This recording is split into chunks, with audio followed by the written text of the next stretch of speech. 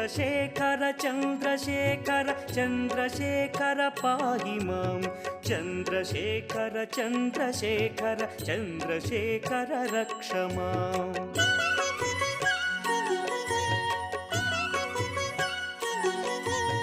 రత్నసానుశరాసనం రజతాద్రిశృంగనికేతనం సింజనీకృత పన్నగేశ్వర మచ్యుతానల సాయకం క్షిప్రదగ్ధపురత్రయం త్రిదివాలయైరభివందితం చంద్రశేఖరమాశయే మమ కిం కరిష్యతి వయ్యమః.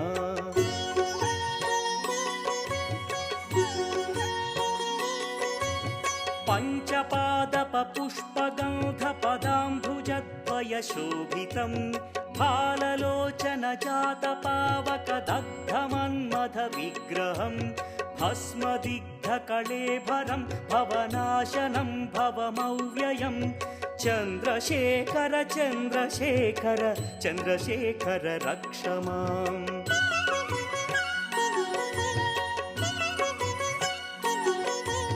मत्तवारणमुख्यचर्मकृतोत्तरीयमनोहरं पंकजासन पद्मलोचन पूजिताङ्घ्रिसरोवरं देवसिन्धुतरङ्गसीकर सिक्तशुभ्रजटाधरं चन्द्रशेखर चन्द्रशेखर चन्द्रशेखर पाहि माम्.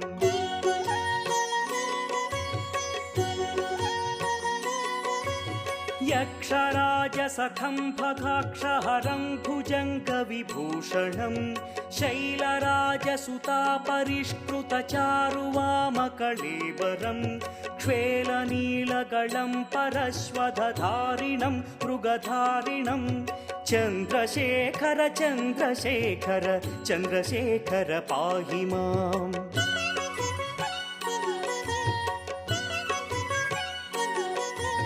कुण्डलीकृतकुण्डलेश्वर कुण्डलं वृषवाहनं नारदादिमुनीश्वरस्तुत वैभवं भुवनेश्वरम् अन्धकान्तकमाश्रितामरपादपं शमनान्तकं चन्द्रशेखर चन्द्रशेखर चन्द्रशेखर रक्ष माम्.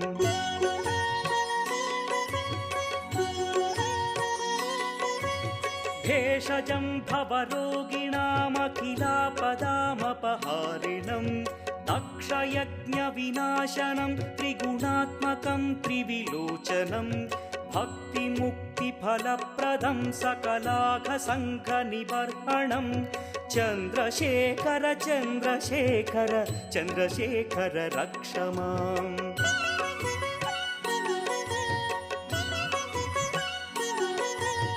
भक्तवत्सलमर्चितं निधिमक्षयं हरिदम्बरं सर्वभूतपतिं परात्परमप्रमेयमनुत्तमं सोमवारणभूहुताशन सोमपानिखिलाकृतिं चन्द्रशेखर चन्द्रशेखर चन्द्रशेखर पाहि माम्.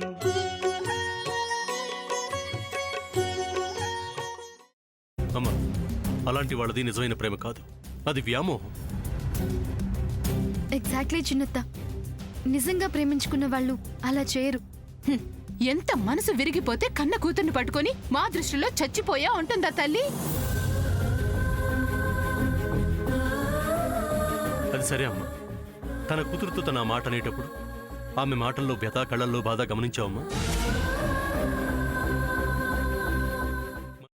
పెద్దబాబుకు బర్త్డే విషెస్ చెప్పు కూడా వెళ్ళాం కదా.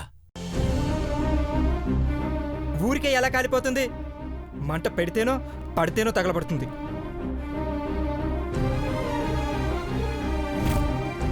కరెక్ట్ చిన్నబాబు, నీకొచ్చినట్టే నాకు డౌట్ వచ్చింది. పార్వతే షర్టును తగలబెట్టిందనుకుంటా.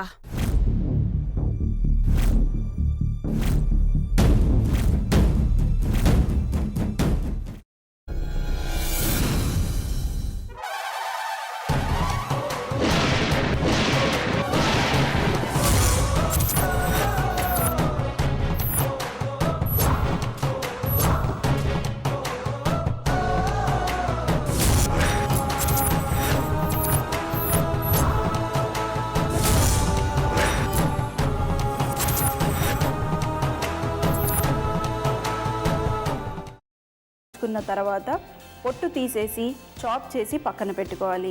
ఒక ప్యాన్లో కొద్దిగా నూనె వేడి చేసి అందులో ఆవాలు, మినప్పప్పు, శనగపప్పు, కరివేపాకు, సన్నగా తరిగి పెట్టుకున్న ఉల్లిపాయలు వేసుకుని 1 నిమిషం పాటు వేయించుకోవాలి. ఆ తర్వాత కాల్చి కట్ చేసి పెట్టుకున్న వంకాయని కూడా అందులో వేసుకుని బాగా మిక్స్ చేసి బౌల్లోకి ట్రాన్స్ఫర్ చేసుకుని అందులో తగినంత చిక్కటి పెరుగు లేదా పల్చటి పెరుగు వేసుకుని మిక్స్ చేసి అన్నంతో కానివ్వండి, చపాతీతో కానివ్వండి సర్వ్ చేసినా చాలా బాగుంటుంది.